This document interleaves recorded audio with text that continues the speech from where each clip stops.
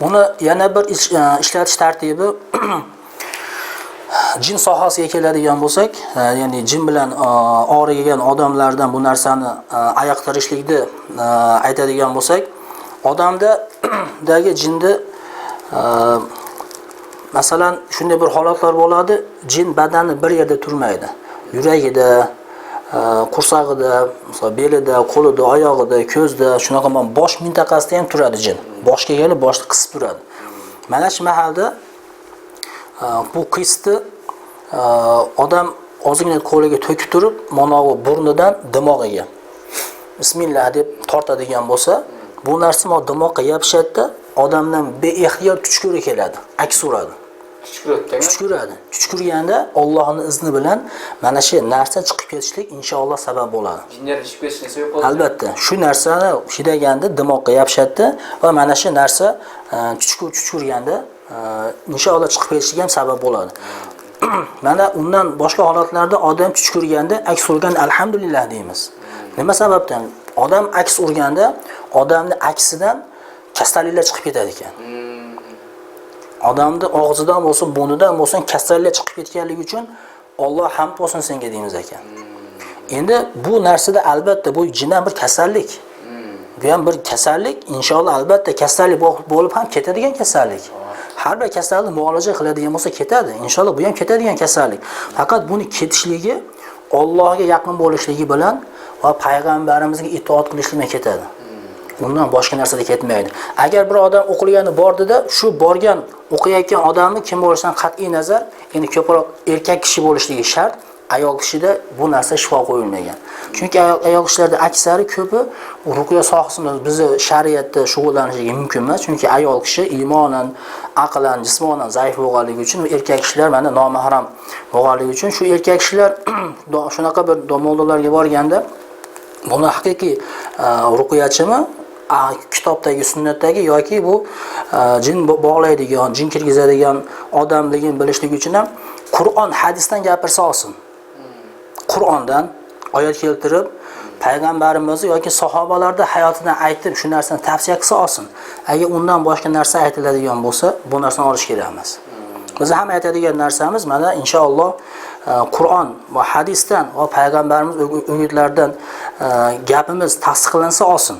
Mana eshituvchilar payg'ambarimizni so'ziga solsin gapimizni. Hadis aytyapmiz, hadisni tekshirsin, qarassin, istasin, agar aybimiz bo'ladigan bo'lsa aytsin. Inshaalloh aybimizni tan olib, bu narsani to'g'rilaymiz. Bu ham bizga bir ilm bo'lib qoladi. Endi mana shu narsada odam aks urganda bu narsa chiqib ketadi. Endi aytyapmiz bu qusni shu burundan dimoqqa bismillahni qattiq hidashlik bilan ham bu narsa ishlatiladi. Keyingisi zaytun yog'ida dam solingan zaytun yog'iga ozgina qisdan solinadi, aralashtirgan holatda shunaqa jin kirgan odam, ya'ni jin bilan qiynalayotgan, sehrma qiynalayotgan odam osmonga qarab yotadi, tepaga qarab. Tepaga qarab chalqancha holatda yotadi, bo'ynini boshni pastga qiladi, burun tepaga ko'taradi. Ana shu zaytun bilan aralashtirgan qisni mana burnidan dimoqqa quyadi. Ya'ni dimoqqa suyuq bo'lishi kerak, dimoqqa ketishligi uchun shu burnidan tepaga quyilganda ham bu narsa aksi bilan chiqadi. Yoki bu narsa og'izmi nima deydi, haligi o'ksirib, baqirishlik, yo'talishlik bilan yoki qusishlik bilan mana shu narsa chiqadi. Ya'ni burniga zaytun bilan tomizishlik yoki o'zini shu burun qismiga, dimoq qismiga o'zi shu odam tortishlik bilan ham bu narsa iste'mol qilinadi. Keyingi yana bir foydalanishlik yo'li payg'ambarimiz zaytun muborak daraxtdan olingan, ilk daraxtdan olingan, ichinglar, siypanglar shifo bo'ladi degan hadis bor. Zaytun yog'i yoki zaytunning o'zi. Bizda zaytunning o'zi emas, bizda zaytun moyi bor. Shu zaytun yog'ini alifga maqsad deyiladi bu. Shuni alasa ko'p odam yaxshiroq biladi.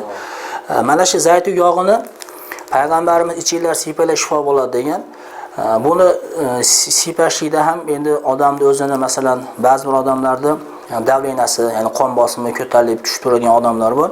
Bu odamlarga shu narsasi so'rab turib, keyin shunga qarab keyin tavsiya qilinadi.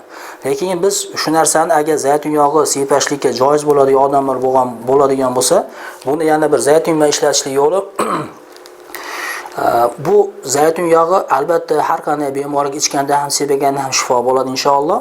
Shu bilan birga agar bir odamni badanida jin bor, shu jin uxlatmaydi, shu jin odamni qiynaydi har xil yo'llar bilan. Shu narsani mana bu qisdan o'rtacha qoshiqda 7 qoshiq 1 litr zaytun yog'iga solinadi. 7 qoshiq zaytun yog'iga solinadi. Albatta dam solingan 1 litr zaytun yog'iga solinadi va mana shu qisman aralashtirilgan zaytun yog'i 7 minut o'tda qizdiriladi. Tagiga o't yoqib qizdirilgandan keyin u yog' olinadi, keyin yog' sovitiladi. Qaynatib qadimgidek buliqda qaynash kerak? Yo'q, 7 minut qashib burilib chiqadi, ha. Faqat tagida o't yonib turishi, kuydiriladi, qizdiriladi zaytun yog'i. Ba'zi bir holatlarda qaynab ham chiqadi bu narsa. Qaynab ham chiqadi, lekin tagiga o't yoqib, o't yaqqani yaxshiroq. Piltadan ko'ra tagiga o't yaqqani yaxshiroq bo'ladi. O'tni o'zi yaxshi.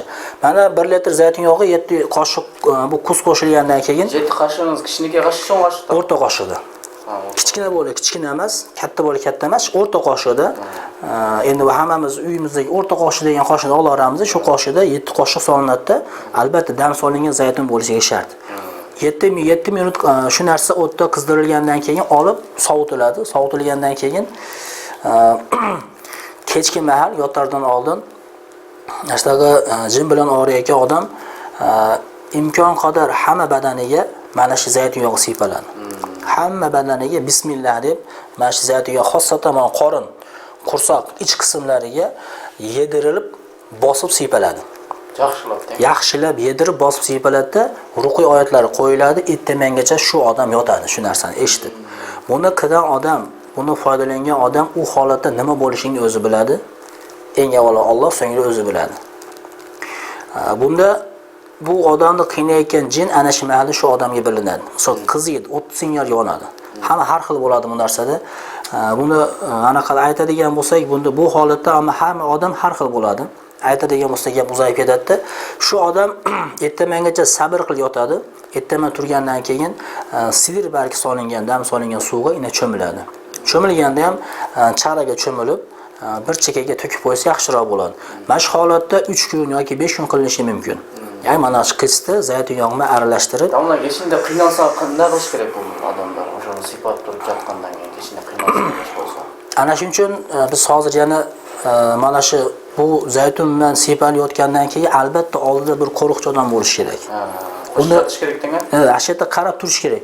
Turib chiqaytaman deydi. Bo'ldi yotmayman deydi. Qiynalyapman. Yo'q, ashada yotasan deb ashuni yotkizib turish kerak bu narsani. Bu narsada odam asli o'zi qiynalmaydi. Bu narsa payg'ambarimiz aytgan narsalar, bu Alloh azza va jalla mana Qur'oni Karimda mu'minalarga shifo qilib tushirdik. Shifo bo'ladi. Endi zolimlarga bu narsa hasrat, nadomat bo'ladi deyapti. Shuni singari qist mu'min odamga shifo. Lekin ichida qiynayotgan zolim bo'ladigan bo'lsa hasrat, nadomat unga. Jinga zaytun yog'i shifo. Lekin ichida u odamni qiynayotgan narsa bo'ladigan bo'lsa, uy bo'lsa ajratayotgan, ishiga borishdan to'sqinlik qilayotgan, odamlardan to'sayotgan, qisqa shunaqa bir ibodat, shunaqa bir yomon ishlar sari unda qiynayotgan shunaqa bir jin bo'ladigan bo'lsa, zaytun mo'min odamga shifo, ichidagi narsaga hasrat, nadomat bo'ladi. U paytda qiynalayotgan narsa hech qachon musulmon odam bu narsadan shikoyat qilmaydi. Lekin ichida qiynalayotgan narsani qiynalganligidan odam turib ketaman deydi. Bo'ldi, yotmayman, bo'ldi, men yaxshiman deydi. Yo'q, ash paytda sabr qilgizib yotishyapti. Ma'ni ertaman turasan, ertamangacha eshitasan deb Qur'onni, Baqara surasini, ruqiy oyatlarini eshitiradigan bir odam bo'lishi kerak bo'ladi. O'sha odamning shu yerda yotishligi u odam o'zi uchun yaxshi. Kunduzida jassa bo'ladi shunda. Ya'ni kunduzida vaqt ozroq bo'lib qoladi. Negiz vaqt topsa kunduzida qilsa bo'ladi, tunni bir odam qarab turishga bir odamga qiyin bo'ladi-da. O'shanda bo'ladi. Kam 3 soat. Kami 3 soatgacha shu narsadan foydalansa bo'ladi. 3 soatgacha sabr qilib foydalansa inshaalloh shifo bo'ladi.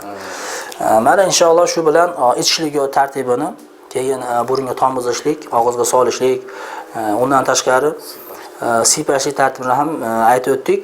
Bu narsada bu xosatan biz bu narsadan immunitet bo'lishligi uchun o'zidagi shunaqa og'riqlarni ketkizish uchun iste'mol qilaman degan odamlarga aytadigan narsamiz faqat shu suvga solib ichsin. Zaytunga solib ichsin va asalga aralashtirib yeysin. Shu kifoya. Undan tashqaridagi mana hozir aytayotgan narsalarimizni albatta endi o'zini ilmi yetmasa, mana shu narsani to'g'ri tavsiya qiladigan mo'lla bilan mo'llani qaramog'ida shu narsani qilishligi shart. O'zi masalan bilmagan holda masalan qiladigan bo'lsa qo'zib ketishi mumkin, boshqa bir holat bo'lib ketishi mumkin. Mana shunaqa holatlarda albatta shu odam mo'llaga telefon qiladi. Mana qiynalyapti, mana holat bo'lyapti desa, keyin shu odam, shu o'qigan odam, shuni tavsiya qilgan odam keyin ularni albatta shu turgan holatda bir yo'lga boshlaydi. Shu bilan inshaalloh shu yo'l bilan ham mana jinlarni davolashligi yoki undan boshqa kasalliklarni ketkazishligi inshaalloh bu kurs bilan tajribadan o'tgan holatlar, alhamdulillah. Allah razı olsun Allah.